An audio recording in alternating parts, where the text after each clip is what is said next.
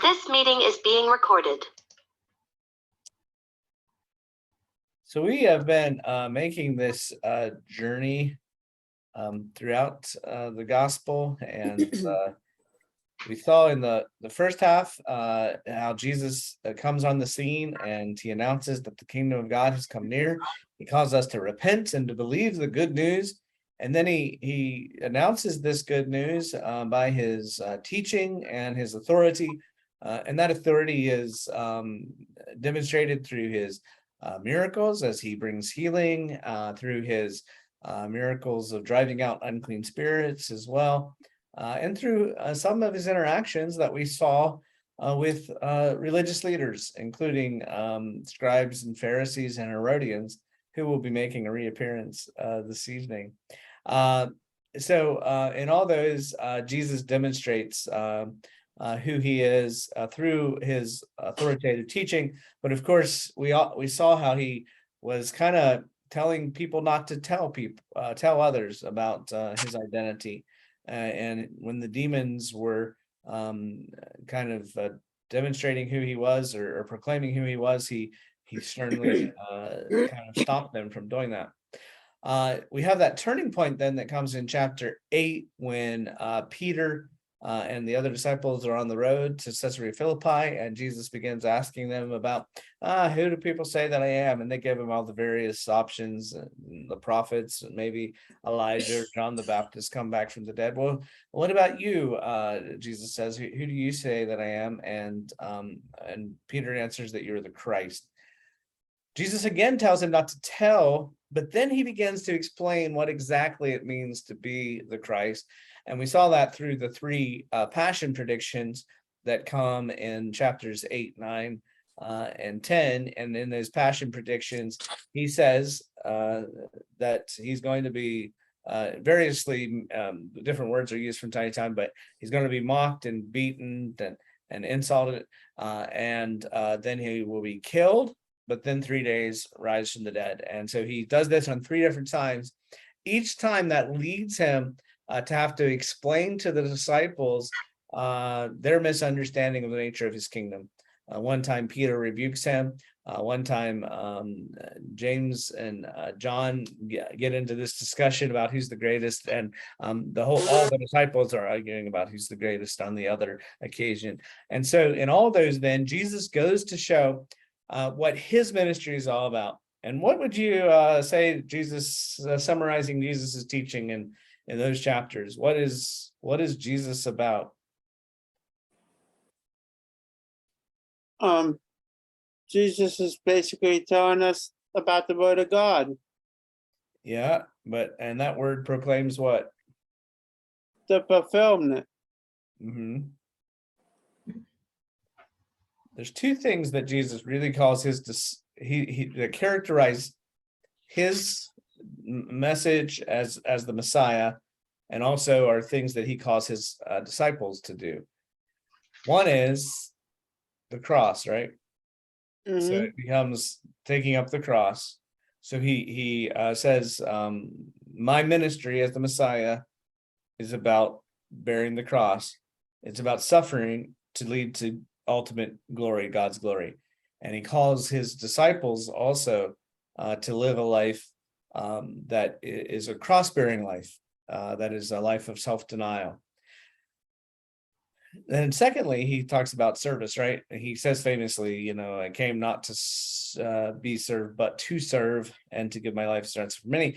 But throughout that teaching in that chapter, when his disciples are arguing about who's the greatest, he says, that's the way the Gentiles are, but it must not be among you. And then he tells them that they, the greatest of all, must be the servant of all. And so service, so the cross and service, that's what kind of characterizes Jesus's ministry as the Messiah, and that's what should characterize his followers, his disciples. And so he really teaches that in that section. Then after we have these passion predictions and the resulting teaching in that middle section, chapter 11, we are now coming into Jerusalem, the place where Jesus has been kind of on this journey for several chapters. And when we hit that destination, Jesus makes the entry into the city. We see how they exclaim that he is the one who is the coming of David and the one who comes in the name of the Lord. Jesus goes in, he looks at the temple, he looks around, he goes home. He comes back the next day. On the way there, he curses a fig tree. Then he goes into the temple and we say he cleanses it, but he really does more than cleanse it, doesn't he? He kind of shuts it down, and he shuts down the temple. And then on the way out, he again sees the fig tree, and this fig tree that he cursed was clearly dying and not going to be able to produce any fruit again. And Jesus then kind of redefines by using this fig tree. It's kind of that symbol of what he's done with the temple, that the fig tree wasn't meeting its purpose of giving fruit. The temple itself wasn't being fruitful. So Jesus shuts it down and he has replaced it with something new.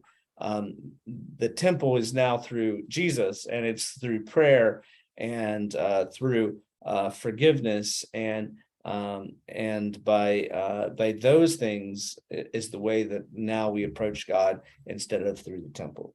And so that's where we left in verses 25 and 26 last time. And any questions, lingering things that you've been thinking about as we've made this journey?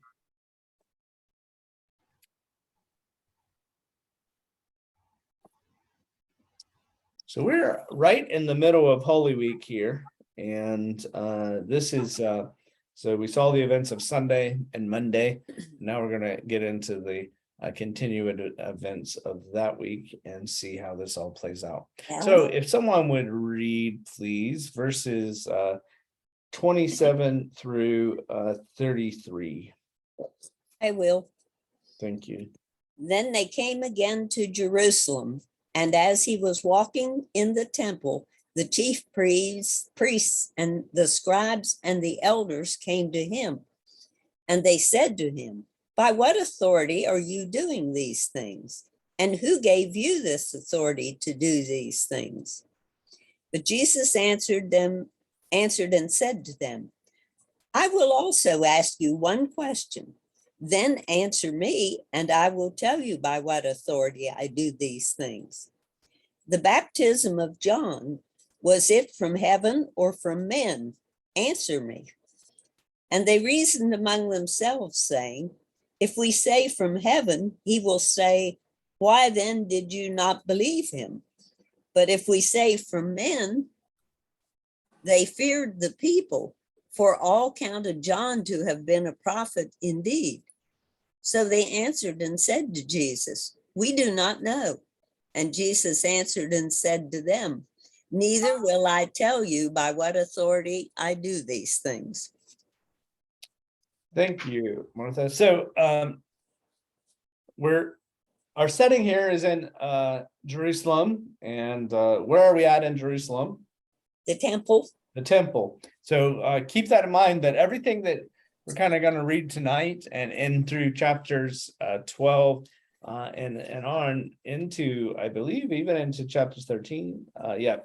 This is all kind of in the temple, and so that's the setting for all of this teaching. And so Jesus is there in Jerusalem at the temple, and he's kind of accosted by this group. And there's three parties that are mentioned here. We have which three? Chief priests, scribes, and elders. So chief priests, scribes, and elders. So chief priests are, of course, the head priest. The scribes would be the lawyers, or the people that were the kind of kept the history and the records of the people. And then the elders, who would be recognized as those who were in authority over the people because of their positions and their recognition that they were the elders of the community. So with the chief priests, the scribes, and the elders, this group together would have represented the Sanhedrin. They were a Jewish group that was kind of known as this, might be call it like the Jewish Supreme Court or something. that they were this group that exercised legal, political, and spiritual authority over Jerusalem. And so they're kind of some of the big power brokers within Judaism. So they come and they asked a double-pronged question. The question concerns what? What are they concerned about? His authority. The authority is the issue, and they ask it in two different ways. The one question is by what authority, and the other question is who gave the authority. So they're trying to get to the origin, and they ask it in two different ways of Jesus's authority. What is the source, the origin of your authority, and the authority to do these things? What do you think these things is referring to? I was wondering about that because the most immediate thing is from him having gone in and torn all the stuff out of the temple. And obviously that would have been pretty difficult for them to see happening, not simply because, well, I don't know whether they love the temple or not, but it stood for a lot of things for them. And so that sort of infringes on their authority, but also his earlier teaching throughout this time. Mm-hmm. And I think you hit on the question that all the commentaries ask, because those are the two good answers, right? The one thing is, in the immediate context, I think they probably are really zeroing in on Jesus's actions in the temple, what he just did. So what he has done by going in and thinking that he could kind of upend the place and shut it down, basically. By what authority do you do that? I think that's the immediate question. But we also know that they've kind of been asking this question throughout the gospel too. And there's been this question about by what authority Jesus drives out demons. Certainly the question comes by what authority he forgives sins in one of the earlier stories. And so this question of the source and the authority of his teaching and his miracles, all that comes into mind. And so I think in some ways, the immediate context, I think, is certainly the temple, but I think also you can think this also is by what authority do you do your whole ministry, everything that you've done. So I think both of those are coming into play, and they're trying to get at that. So Jesus, is they're trying to basically, in some ways, get Jesus to admit where his authority comes from. Now, as readers of the gospel, we already know where his authority comes from. Mark has told us in several ways, and in fact, God's voice has mentioned it twice, one time at the baptism and another time at the Transfiguration, that Jesus was his son. And so we know that his authority comes from God, but his questioners are trying to understand the source of his authority. In their understanding, authority was derived from your teacher. It was passed on from rabbi to rabbi. So your rabbi would pass that authority on to you. It was from master to disciple, from master to follower. So who is your master? They're kind of asking you. Who is the one who taught you these things and gave this authority? And ultimately, the rabbis wanted to trace their authority all the way back to Moses, so that they could say, I'm a rabbi that is, my teaching extends all the way back to there. And so this is this thing that as Jews, that they really prize that fact that you were having prior authority, and this ability to have kind of that pedigree for your that would be kind of the source of your teaching. And so how does Jesus respond to their question? He asks them one. Do you like that? I like this technique of Jesus. So here's a question, and then Jesus just says, okay, well, I got a question for you. And he kind of strikes a bargain. He says, okay, if you will answer my question, then I'll answer your question. Now, his question centers on the ministry of John. What's the question that he really asked? Was it from heaven or from men? Yeah, so his question is the source of John's baptism. So it's kind of the question of by what authority does John the Baptist do what he did? And so they asked him to answer me. So So behind this question, of course, is the understanding that these are the two options for Jesus's authority too, right? It's either divine or human. And so they're trying, he's kind of setting this up so that they're going to answer the question for John, and then he can then go from there. And so we also, it's interesting that by bringing up John the Baptist, we're also reminded of the baptism and the voice that came from heaven and the source of Jesus's ministry there. So I think that's interesting. I think that's Mark's way also in telling the story and what Jesus does here of reminding us of the true source of Jesus' authority. So basically, having Jesus answering their question with a question through his questioners, those who were trying to interrogate him into disarray. The scribes and the chief priest and the elders are arguing among themselves, it says, and they argued because they didn't know how to answer Jesus, because they found themselves really in a trap. So their two options are, we can say he's from heaven. And if they say that John's authority is from heaven, then what does that mean? They should have believed him. And why? Well, if your God his authority is from heaven, why didn't you go follow him? Why didn't you believe his teaching? So that's the first part. But if we say he's from human origin, what's the problem with that? It'll make the people angry because they count on John as a prophet. Yeah. So, well, on the one hand, we're going to be in trouble because we didn't follow the teaching. On the other hand, this is going to be an issue for us because these people really like Jesus and they're here witnessing what we're going to, like John, I'm sorry, and recognized him as a prophet, and they're going to really be upset with if we question his authority. So the ultimate way that they try to escape from this dilemma is by claiming ignorance. Oh, we don't know.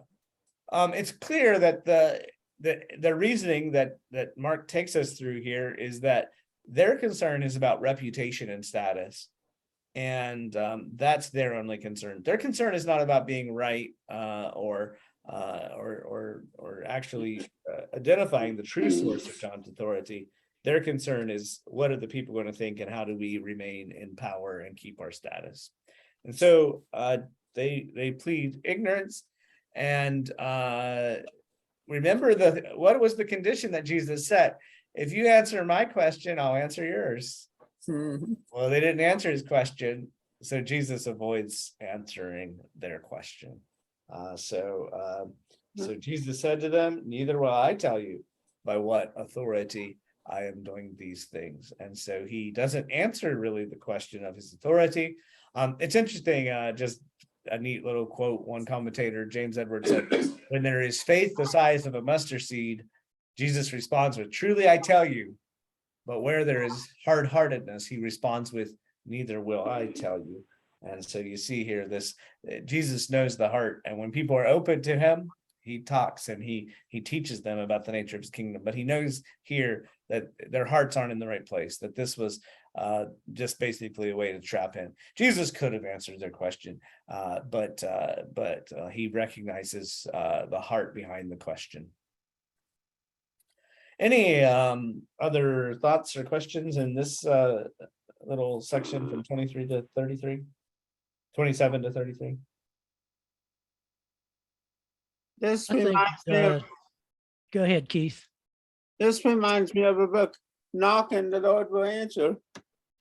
Okay. Yeah.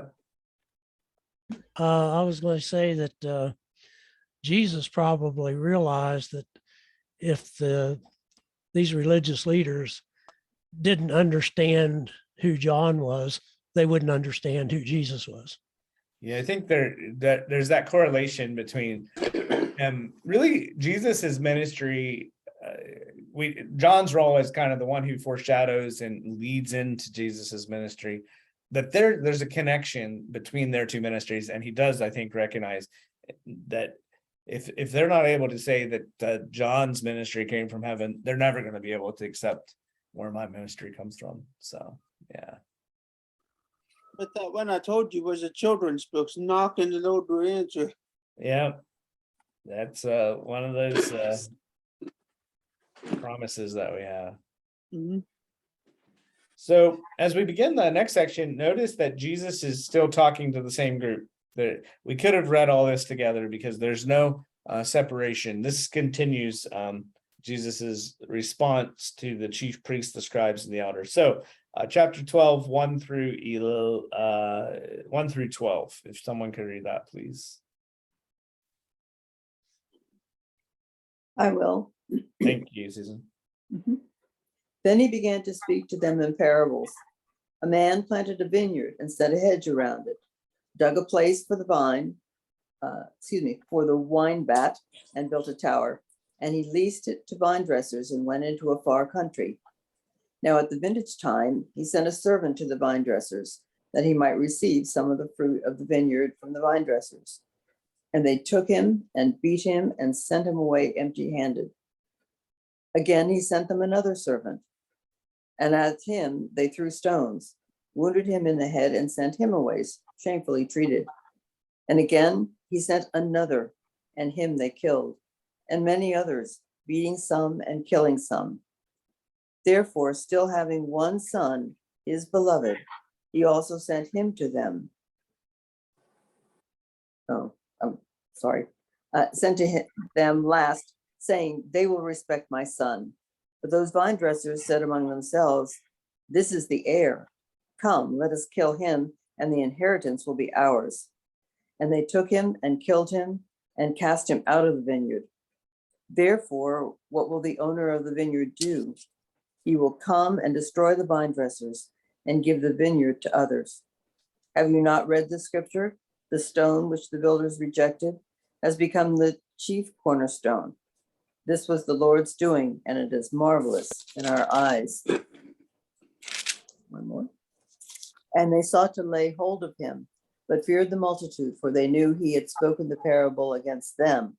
So they left him and went away. Thank you, Susan. Appreciate that. So having refused to answer the question, Jesus now moves from kind of a defensive tactic to an attack on the leaders in this parable. So as I said, the audience is the same. And the topic of this parable that Jesus tells beginning in verse 1 is about a vineyard. A vineyard is a symbol that comes and was used quite often in the Old Testament. Do you know what the vineyard often represented in the Old Testament? Israel. Yeah, it was clearly a kind of this image to represent Israel. Isaiah chapter 5, and what Jesus is really doing here is kind of reworking that story from Isaiah 5, which is a song about a vineyard, and that's directed to the inhabitants of Jerusalem and to the people of Judah. And in that song, Isaiah declares God's judgment because the people have become oppressive of others and violent and sinful. And so they basically produce bad fruit. And because they produce bad fruit, the owner in that story in Isaiah 5 takes away the vineyard and its wall and its hedge. As a result, it's trampled and it's destroyed. Now, Jesus kind of has some of that that's very interesting that parallels Isaiah 5 a lot, because the planting of the vineyard, the fence around it, the digging of the pit for the winepress and the watchtower, all of that kind of is like reading word for word of what Isaiah talks about. But in this case, Jesus takes the Song of the Vineyard in a new direction, because the issue here is not that the vineyard is fruitless. That's not the situation. That was the situation in Isaiah. But the situation here isn't about the fruitlessness or the fruitfulness or lack thereof of the vineyard. What is Jesus's, what does he center in on here? What's the bigger issue in this parable? The vineyard owner, So it's the and vineyard owner and the vine those dresser. tenants, right? Yeah. The vine dressers are the tenants, that the ones that are charged to care for the vineyard. So that becomes the focus here, not the vineyard itself, but those who are called to care for the vineyard. So so in the large reality, then in a sense, this is almost like who is called to care for God's people, who's called to care for his people here. And if we're thinking about Jesus's audience, who might be charged with caring for the people? The religious leaders. The religious leaders, maybe the scribes and the chief priests and the elders might be the types of people who were charged to care for the people.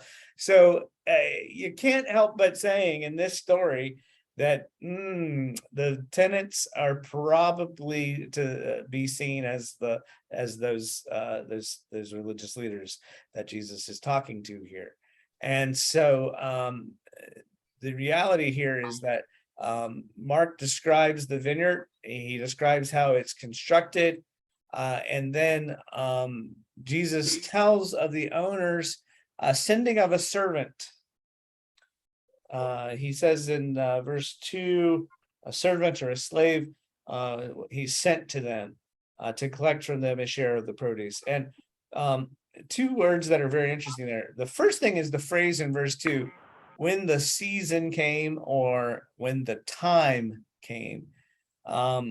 Interesting is that word is the time word that was also used for the fig tree, that it wasn't in its season.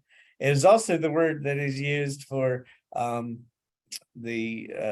Jesus's proclamation that the time is fulfilled, the kingdom of God is at hand. It's the word kairos. It's the season of opportunity. And so the season is there. And so the inability of Israel to see the time, the season, and that the season was fulfilled, the kingdom of God is at hand, is the issue often. The other thing is with the slaves, we also see language that reminds us of how Jesus would send prophets to Israel to call them back, and to the religious leaders to kind of from time to time call them out for the ways in which they were not caring for the people, or the ways in which they were misleading the people. So in this sense, we get a sense of how Jesus would send a God is probably who we're supposed to see the owner as, right? So God is sending prophets to them to call them back to himself. And but what they would do then, basically the idea is that they would take these servants, they would beat them and send them away empty-handed. And so that process repeats itself. You have increasing violence as they send additional servants. The second servant is sent, and they beat him over the head, it says in verse 4. So they really are adding on and piling on the violence. The next one is killed. That comes in verse 5. And so these all these servants are beaten or killed. And it's this whole idea of how Israel has this history of rejecting the God-sent prophets, the servants of the Lord, which is a term that was often used to describe the prophets. Mm-hmm. So so God plants the vineyard.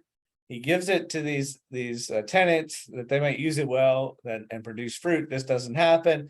Prophets are sent. And then Mark then tells us, or Jesus is telling the story, tells us that, okay, I'm going to send one more, kind of in verse 6. It's like the owner. And who does he send this time? The beloved son. Yeah, it's the son, and that language is very, it's not just the son, it's beloved son, right? So what do we think of when we hear the word beloved son? Jesus. Yeah, because where else had we seen that title used? The baptism. Baptism, this is my beloved Transfiguration. son. And then the other place is the Transfiguration, where the voice speaks the same thing. This is my beloved son, listen to him. So, well, we're thinking of Jesus again. So the idea here is that this one is sent is God's son. And so the owner's like, oh, I know they will respond to my beloved son. But what happens? He was also killed. Yeah, he was killed and thrown out of the vineyard.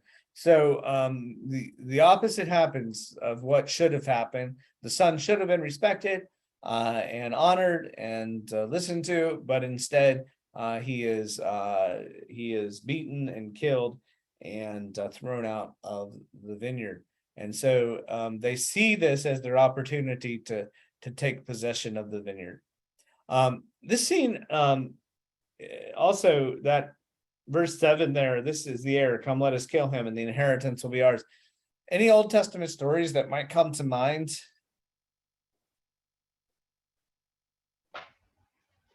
The story where they want to King kill someone? Ahab did that to Naboth's vineyard.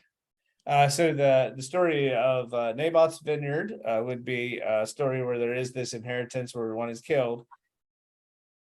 There's another story where they plot to kill one, but they don't actually kill him, but they talk. That's the plan. Is Jacob's sons? Remember, they plot to murder Joseph as a way to acquire his inheritance as well. So but that then I think both Jesus has these kind of stories in the background as he's telling it. But yeah, Vineyard would also bring up that story of Naboth in Samuel as well. So this would certainly be things that would be in the background.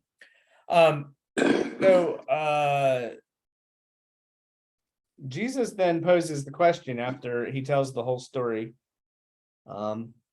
What will the owner do? So Jesus poses the question, but he doesn't actually wait for a response. He instead answers it himself. So what is the owner going to do? He'll come and destroy the vine dressers and give the vineyard to others. So he'll destroy the vine dressers of the tenants and give it to others. What do you think Jesus is saying? That his ministry is now open to the Gentiles. So that's part of it, right? So the one side of it is this ministry is extending beyond what we expect, beyond Israel, because Israel in a sense is felt here. Who else? So in regard to his audience of who he's talking to, who else is being kind of saying that they're going to lose their power? The religious leaders. Yeah. He's saying, I'm going to take that from you and give it to other people. And that does imply then that this is going to the Gentiles and to these other leaders. So the idea is that the vineyard that they were charged to care for is going to be taken and given to others. Then Jesus kind of makes clear this link by connecting this to a scripture from Psalm 118. So in verse 10, he quotes that verse and asks them, haven't you heard this verse? It's Psalm 118, 22 and 23. And it's about a stone that the builders rejected that actually becomes the chief, the cornerstone. So the one that's rejected, now remember in the story we just talked about, who was rejected? Religious leaders. Well, they ultimately were, but in the story, they reject the son, right? The son. Yeah. So you're right. At the end, Jesus rejects them because they rejected the son. But the prophets and the son were the ones who rejected. So here's the son who was rejected in the story. That stone that's rejected, the son, now becomes the foundation, the cornerstone of something new. And if you're thinking of something new, especially in light of what's been happening, we are still at the temple. And this connection, I think, to the temple, the fact that Jesus is the new temple, that there is this new way to encounter God. All of that is in the background here. That the cornerstone of the new temple is the rejected and beloved Son of God. And so the leaders of Israel have rejected and they have slain the Son in hopes that they would be the masters of the vineyard, but they have acted against God's design, and he will be the one who is established as the cornerstone. And all of this, it says, is the Lord's doing, and it is amazing in our eyes. So showing that this is God's plan, that everything that happens through Jesus's ministry was all part of the plan, and it causes amazement as a result of that. And so the chief priests, the scribes, and the elders, they kind of recognize here after this that they want to arrest Jesus, but they're unable to move against him because, again, just like the same reason they didn't answer his question about John's authority, they were afraid of the crowd. We're not going to see him again until the beginning of the Passion narrative. This threesome of the scribes and the chief priests and the elders, they'll come back when it's time for Jesus to die. But for now, they're afraid of the crowds. So they go off the scene. Any questions on that parable? It's very different than a lot of Jesus's other parables because it is so targeted and very much like it doesn't have to get a lot of explanation. He's also, I think, referring to the obsoleteness now of the old covenant, and he's bringing in a new covenant. Yeah, and I think that comes throughout this section as he's going back and forth with the religious leaders, is that and the temple part coming out of that. This is all about the changing of the way the old covenant into the new covenant, a covenant that is no longer about the law that as it stood, but a law that is now written on our hearts. And so this totally changes the nature of that. I was looking at, and struck me about verse 8, where they took the servant, or the son in that case, killed him and cast him out of the vineyard, because for the Jews, it was so important to bury someone immediately when they died. And for them to cast him out would be just very humiliating and I don't know, just disrespectful. So violating their own tradition and law.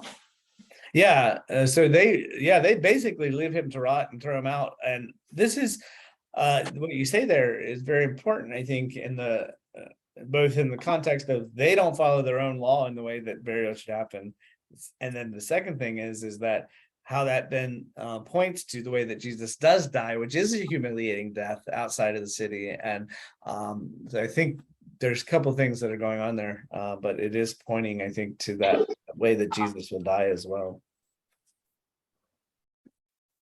It's certainly very humiliating and a death that is definitely doesn't keep up with what we would normally expect for the Jewish people. All right, let's look at 13 through 17. Someone would read that section.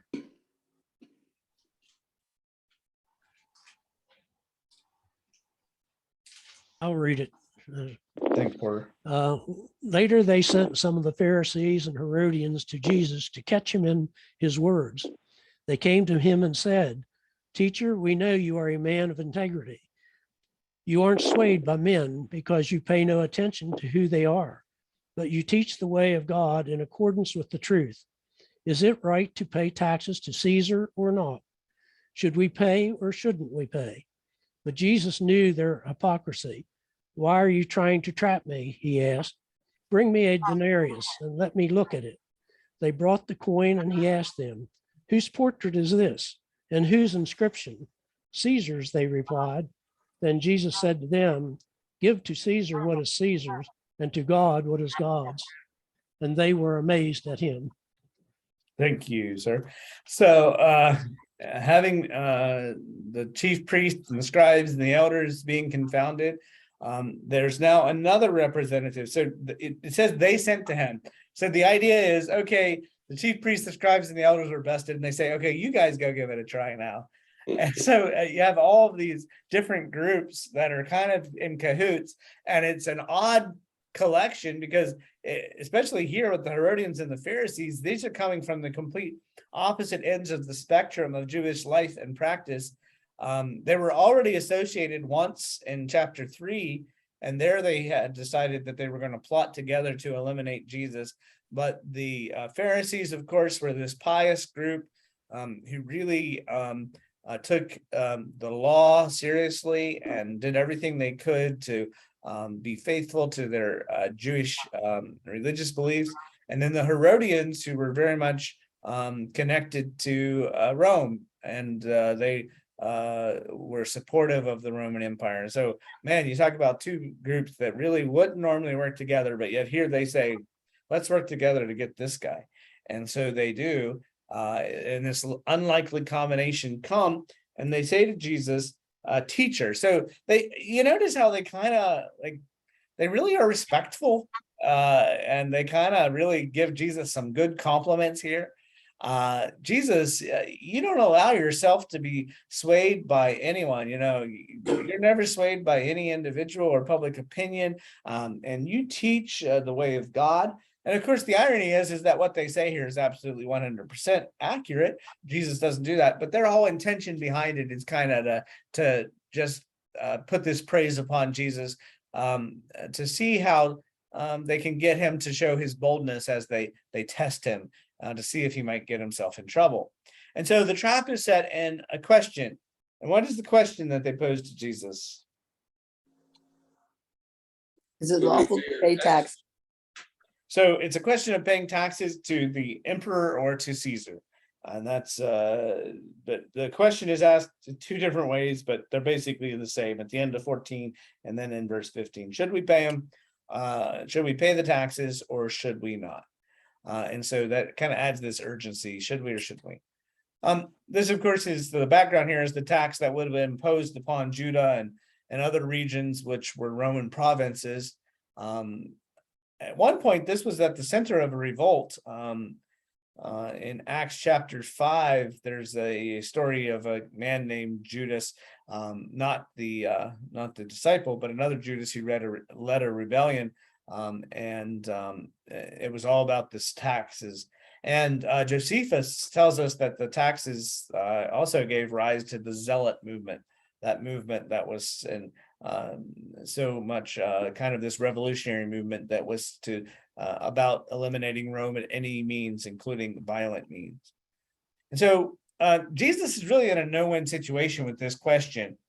No matter what answer he gives, he's going to upset someone. If he says it's lawful, hey, yeah, we should pay Caesar. Well, that's going to offend the Pharisees. Because they were all about the purity of Israel and abhorred the foreign power that was here in God's land. On the other hand, if he says, hey, yeah, don't do that, it's unlawful, I don't pay taxes, neither should you, well, then it's going to offend the Herodians because they were part of this, group that supported the puppet family that depended upon the support of the emperor and did everything they could to continue to support that. And so either thing they do here is going to upset someone. Now, Mark introduces Jesus' answer by telling us that he already knew their heart, right? That they were, what does he refer to them as?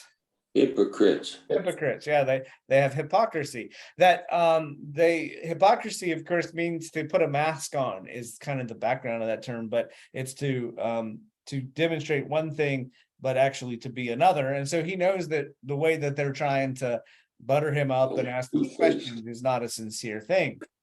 And so he knows that he's being trapped. And so his response actually plays upon their division and is pretty amazing here.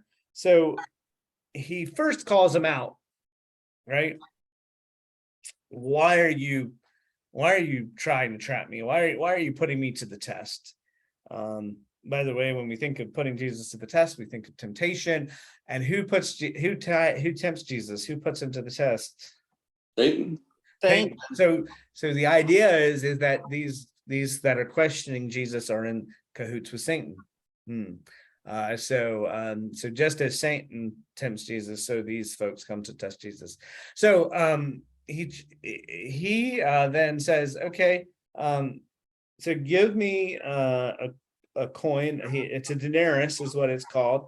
And it was basically the silver coin, that the coin that was used to pay the tax. And so one thing that's very interesting, the fact that Jesus asked for the coin, what does that show?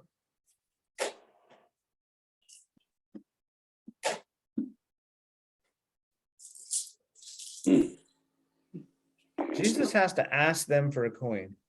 He doesn't carry Or any money with he him. didn't have one. That Jesus didn't have one.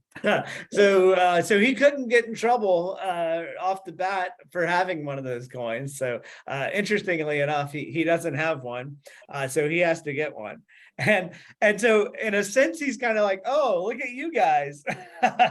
You're here. Where are they?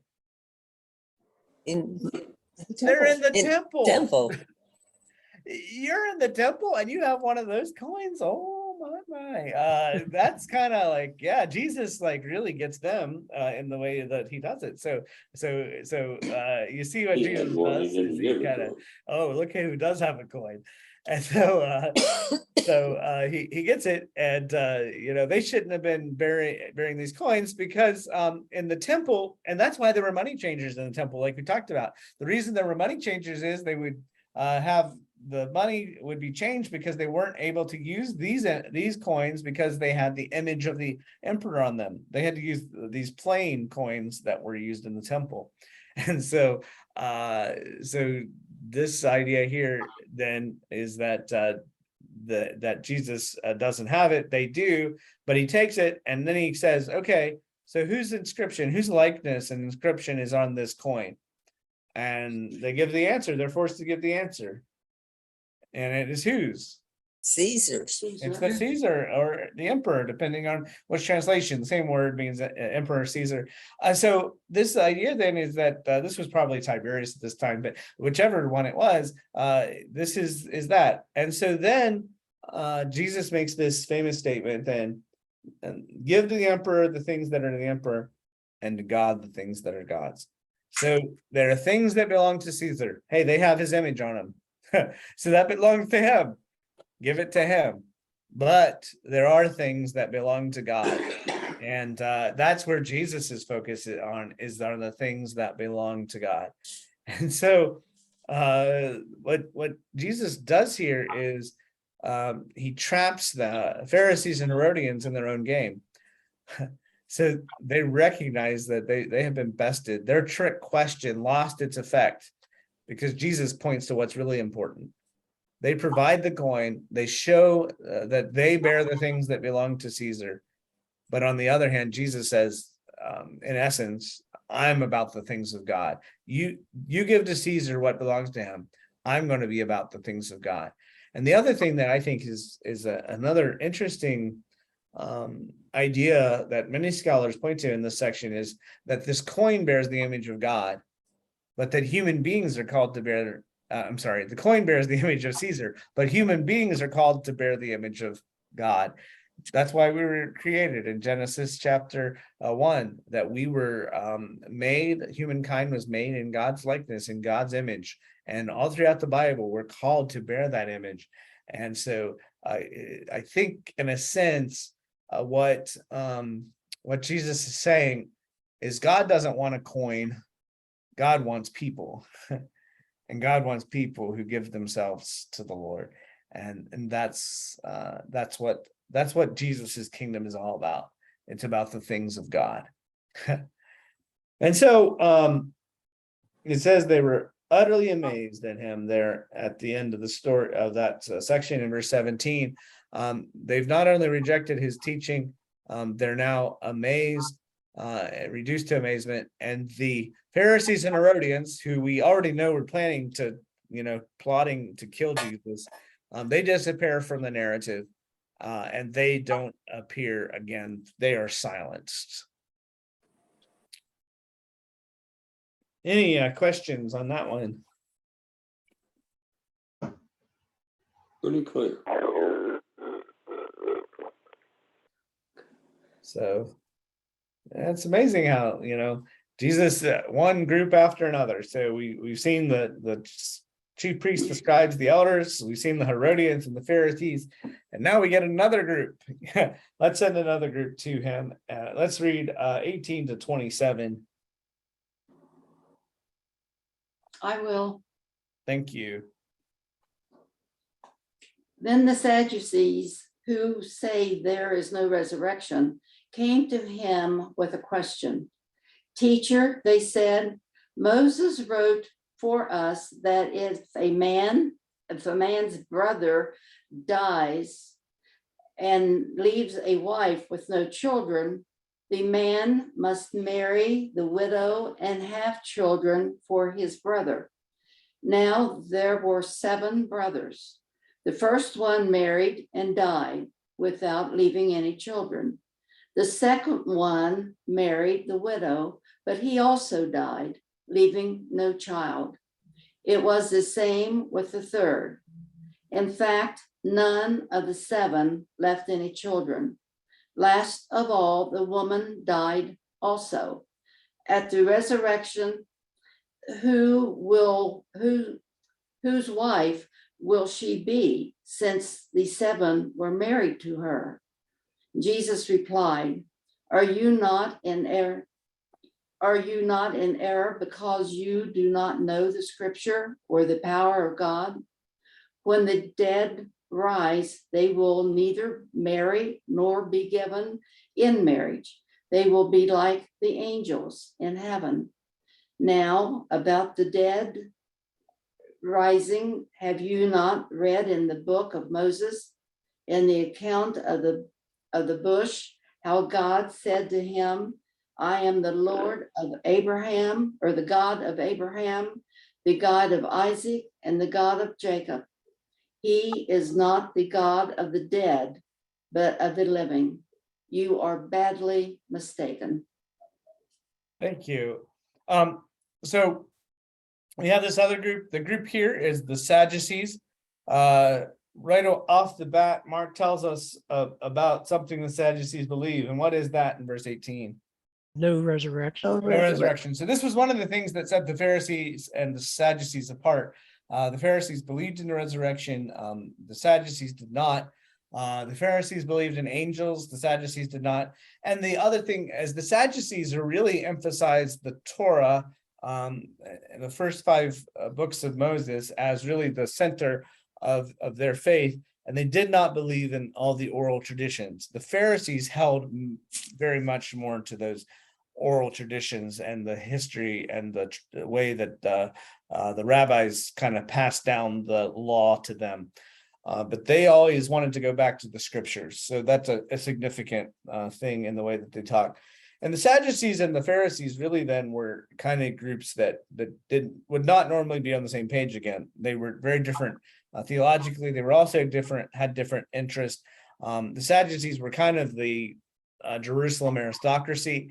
They were the guys who were kind of in charge of the temple, very closely associated with the priestly class.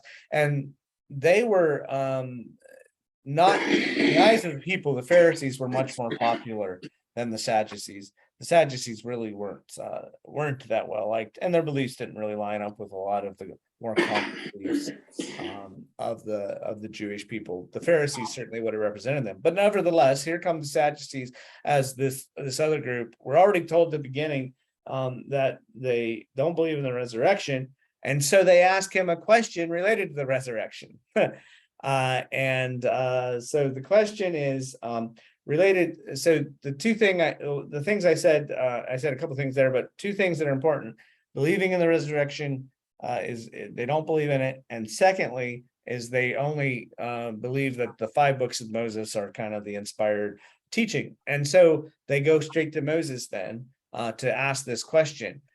And the issue, it seems an odd question to us, right? About this whole marriage thing. But it is in regard to a law called Levirate marriage or Levirate marriage that was taught by Moses. It's in Deuteronomy chapter 25.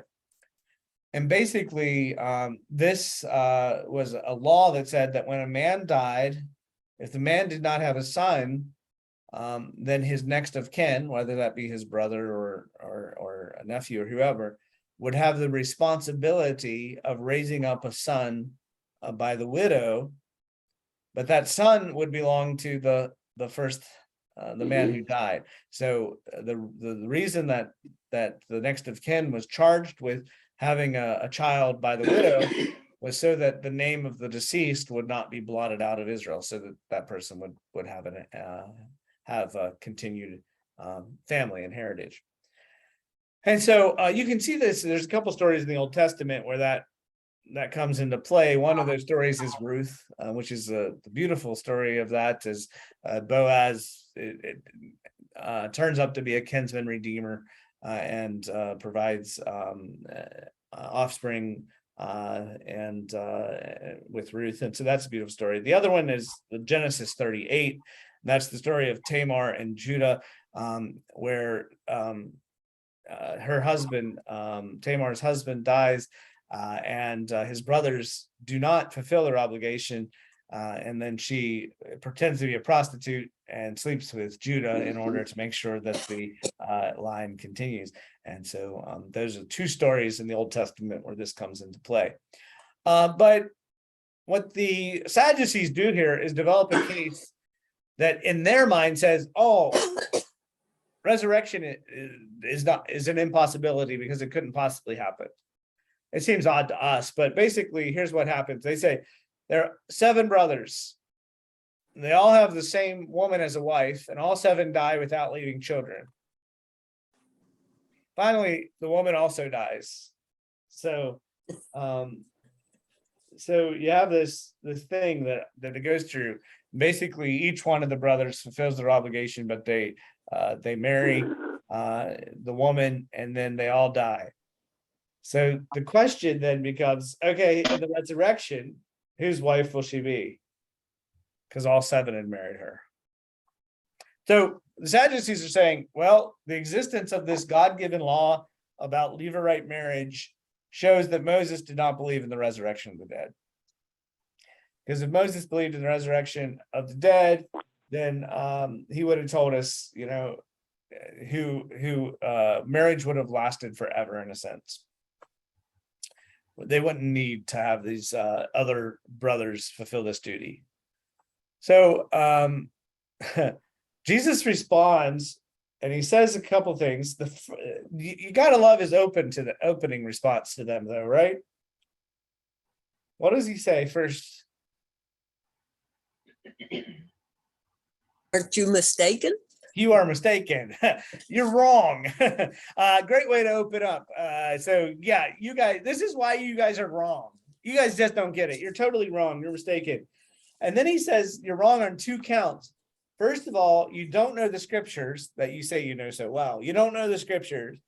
And then secondly, you don't know the power of God. And so the Torah and God's power. Now that's pretty serious, because Sadducees really held the Torah in high regard, and they really believed strongly in God's power, and he hits them on those. And then he explains himself in the opposite order. First of all, he talks about the power of God, and then he talks about their interpretation of the scriptures. So in regards to God's ability or God's power, in verse 25, he says, when they rise from the dead, they neither marry nor are given in marriage, but are like the angels in heaven. And so what he is saying here is that you guys think that there's this automatic continuity between life here and life in the age to come, but that because God is able to remake everything in the age to come, that there isn't necessarily this continuity, that question of the 7 brothers and 1 wife becomes irrelevant, because there's no need for marriage in this realm to come. So the dead will be raised by God's power, the power that is already shared by the angels. It says like the angels in heaven, which by the way also would really grate at the Sadducees because they don't believe in angels. But he would be like, hey, they basically, just as the angels are partaking in kind of God's heavenly life, so those who are resurrected will become sharers in God's heavenly life, and this is all by the power of God. So your question is really irrelevant. It doesn't matter. That's basically what he's saying.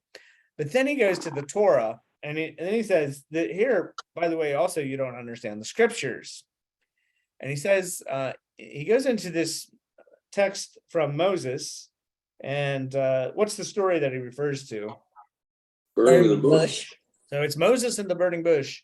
And so we have this encounter there. The Lord appears to Moses, and that's where God's name is revealed, where he says, I am that I am, Yahweh.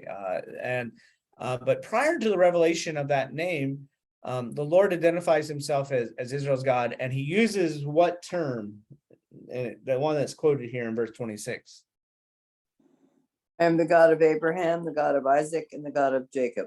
So I'm the God of Abraham, Isaac, and Jacob. Of course, these are the three patriarchs of Israel, of the Jewish people. And so because God identifies himself in that way, well, here's the thing. What Jesus is kind of implying with this is Moses is living. Abraham, Isaac, and Jacob were dead. They'd been long dead by the time Moses came on the scene. But yet God says, I am the God of Abraham and the God of Isaac and the God of Jacob. What he's kind of saying is God would never say that he's God of the dead. So that means that those patriarchs must be alive. Mhm. God isn't the God of dead heroes, but of the living. And so the Torah then, that you hold in such high esteem, the books of Moses prove that there is a resurrection of the dead. And that shows that Moses believed in the resurrection of the dead, because he believed that the life of Abraham, Isaac, and Jacob continued even beyond their lifetimes. So, kind of some complicated biblical interpretation and hijinks that are going on in there, but all of this to say that they don't understand God's power, that they limit God's ability to raise the dead, and then they don't understand the scriptures. And we see that Mark doesn't record any reply from the Sadducees. Basically, he just seems to say they've been bested at their own game. And he ends it. Remember how he started? You guys are wrong. How does he end it? You're wrong. You're wrong. Yeah, you're wrong and you're Greatly wrong. mistaken. You're wrong at the beginning and you're wrong at the end. And you guys are totally mistaken. And they're reduced to silence, and they actually never again appear in Mark's narrative. So that's how Jesus bested the Pharisees. Do you have any questions or observations on that section? Just a question of curiosity.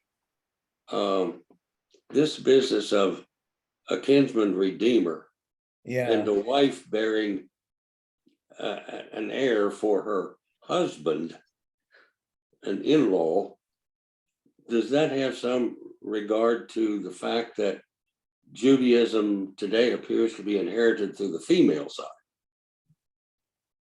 Yeah, that's an interesting. I don't really know. Does anyone else know about that? That's something I'd have to think about. I don't know whether that tradition of the inheritance of, because you're right, it's always through the mother, right? That they recognize their Jewish heritage. I don't know when that started or if there's a connection there. But Well, I think actually the person that was eligible for the inheritance was Naomi. it was in that story, It was right? Naomi, Yeah. and Naomi's son was married to Ruth. Yeah. So that's where it was handed down.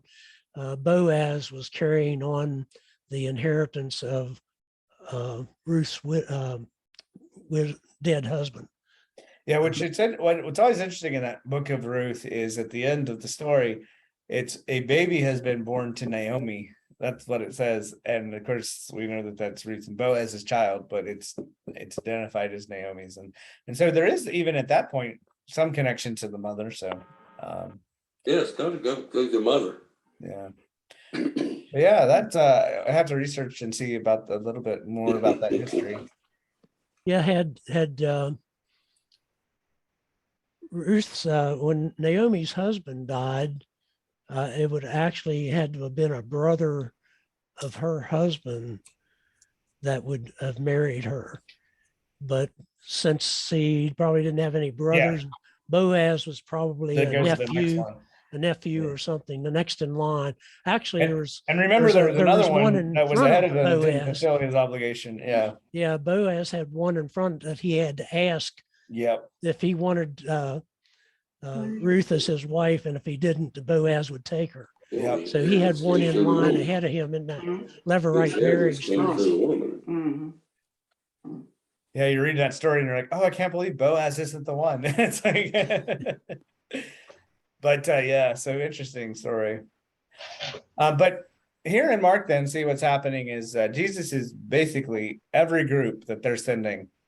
He's showing that he's been outwitting them, and that he is the one who properly interprets what it means to be in the kingdom of God and what it means to follow God. And he's showing himself to be able to outwit them at every turn. And we're going to see that it kind of is interesting because it takes a turn into versus the next story that we'll look at next week. And it goes into someone that actually gets it all of a sudden. So My translation for mistaken or you're wrong, yeah. that an alternative is deceived. Deceived. Yeah. So in Where do you- 24. That would make it a little bit softer. That, it's not that you're stupid and you don't know, but you've been led astray. Yeah. I don't know which is the preferred. Yeah, I but- don't know either. It's interesting. The one thing is that what we can say for sure is in 24 versus in 27 actually makes it a little bit stronger. Mine has the word quite. So whether it's quite deceived or quite wrong, the one time it's just you're wrong, the other time you're quite wrong. So he at the end, he really emphasizes it Mine says greatly mistaken. greatly. Yeah. So that gets to that idea. All right. So we'll pick up next week with 1228.